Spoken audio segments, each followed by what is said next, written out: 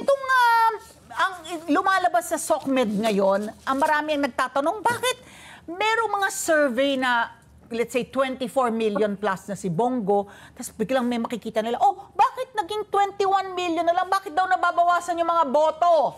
Kayo na po ang paliwanag, Attorney John Rex.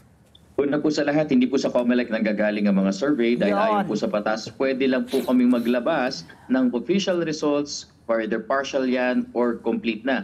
Sa canvassing po yan. Hindi po kami naglalabas yan. Pero ayon po sa transparency natin, naglalabas po kami ng raw data at yun po yung nakikita nyo doon sa 2025 election results na website natin. Per precinct po yan. So ang ginagawa po ng ating mga partners, mga media partners, stakeholders, sila po ang nag-a-add, sila yung nagkasusuma po niyan. Kaya po doon ang gagaling yung mga survey, doon ang gagaling yung mga quick counts po. Hindi po yan galing sa COMELEC. Okay. So ito, Attorney John Rex, more than yesterday, no, talagang marami po nagreklamo, no, sa social media po talaga na yung mga ACMs, kung hindi po nag-overshade daw, yung lumabas daw na resibo, hindi daw yung mga binoto po nila, umiinit yung mga makina, maraming naintala. Can you please explain what happened po? Let's take one point at a time. Yung mga ACM machines, nag-overheat at saka yung mga resibo daw na hindi nagtutugma sa mga binoto. Ano po yung kasagutan doon? Opo, Ma'am Patty, Mamali, isa-isa po natin. ACM na nag-overheat. Yes, may potential naman po talaga. Lahat naman po, kahit cellphones natin nag-overheat. Pero ang importante po dyan, tingnan nyo po, may nagre-reklamo, merong nag-bug down. Pero walang nagre-reklamo na na-delay sila sa pagpapatuloy ng halalan. Bakit? Merong contingency plan po kami. May 16,000 ACMs kami na nakakalat sa buong Pilipinas. Ready na palitan. Ano itong pa po ang rule namin? Kailangan within 60 minutes maremedyohan yan. Dahil kung hindi, palitan na lang ang makina. Major man o minor ang naging issue at kadalasan po 90% minor lang po ang issue. Kaysa magtatagal, palitan na po natin. Yun po yung naging rule natin. Kaya wala po tayong nadidinig na na-delay na kung ano pa.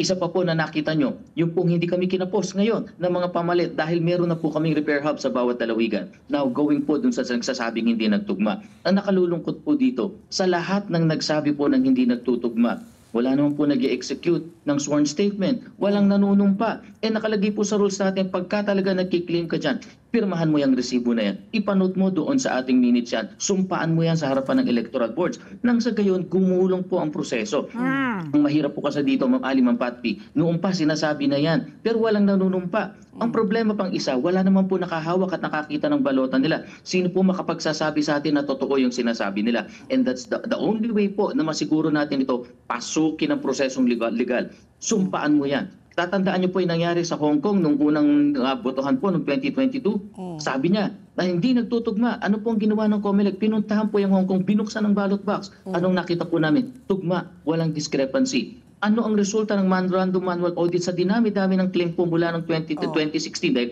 2016 lang po tayo nagkaroon ng resibo na hindi nagtutugma. 99.97% accurate. Kaya po hindi namin binabaliwala ang mga claims ninyo. Ang hiling lang po namin, sumpaan po ninyo yan. Pasukin natin ang prosesong legal nang mapabuksan natin ang ballot box. Pero tandaan nyo po, sumpaan nyo yung inyong yung sinasabi po ninyo.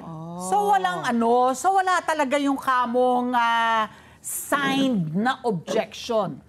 Wala. Wala po kami nakikita, Ma'am Ali, at naghihintay nga po kami ngayon na even galing sa mga abogado na susumpa yung mga botante at mga witnesses po nila. Yun po yung hinihintay namin Pero kung meron man po, kita nyo, pagugulungin ng COMELEC ang proseso at pupuksan po natin na magkakaroon tayong transparency. Ang mabigat po kasi ang gusto nilang gawin po, dalawa ang nakikita namin. Una, takutin ng mga tao, huwag kayong bumoto, dinaya kami dito. O kaya po i-derail yung proseso ng halalan. Ito, kita nyo, hindi nagtutugma ito. Gusto nilang mapatigil po at nang hindi makaboto. Hindi naman po papayag ang COMELEC sa ganyan. Pero kita nyo naman po, ilan yung nagre-reklamo, gaano po karami yung wala naman pong reklamo. Kaya po sabi namin, yung iilan, sumpaan po ninyo at pagulungin natin ang prosesong legal. But I was about to say, kasi pag ikaw ay nag-file ng tinatawag na frivolous objection, election offense yun, hindi po ba, Attorney John Rex?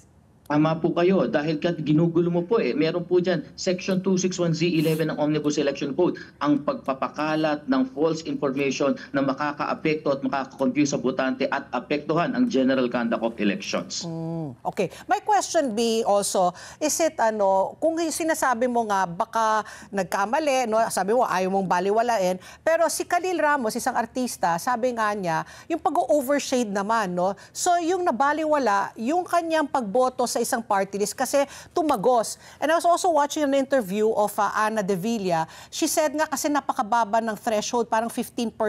So any smudge sa ballot could reflect, no? Kaya nagkakaroon ng either ng overvoting or undervoting. Kayo na po magpaliwanag kung nangyayari po yun dahil nga napaka-sensitive, napaka-nipis daw ng balota, tapos any smudge can the machine might read something different from what you actually voted or shaded.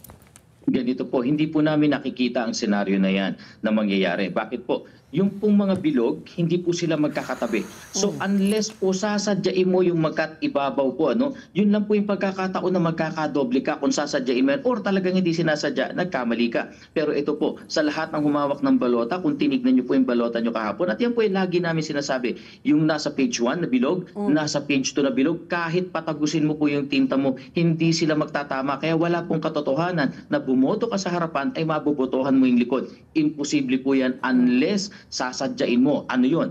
Maglalagay ka ng marka doon sa page 1 na walang bilog para tumugma doon sa bilog sa likod. That's the only way po na magkakaroon ng botohan sa harapan at likod kung sasadyain mo talaga. Oo, yun ang nakita ko na naulinigan ko. Intentionally, hindi talaga pinagtapat yung mga page 1 at o saka kasi page 2. nasa ilalim yung mga Kahit party list. pa yung marker, Oo. wala siyang tatapatan na bilog dun sa kabila. Oo. No? Opo, Ma'am Ali, Ma'am Pati, ako po mismo, makailang ulit ko po ginagawa yan. Dahil kami po nagde-demo ng sistema, June, July, ginagawa ko na po yan. Sinasadya ko talagang patagusin yung tinta. Alam niyo po, kahit gaano kakapal ang papel, kung talagang sasadyain mo patagusin, tatagus po yan. Pero hindi naman kami nagwo-worry dahil by design nga po, walang magkatapat na bilog ko sa harapan sa likod. Let's get together. Sunday 25. Sunday 25.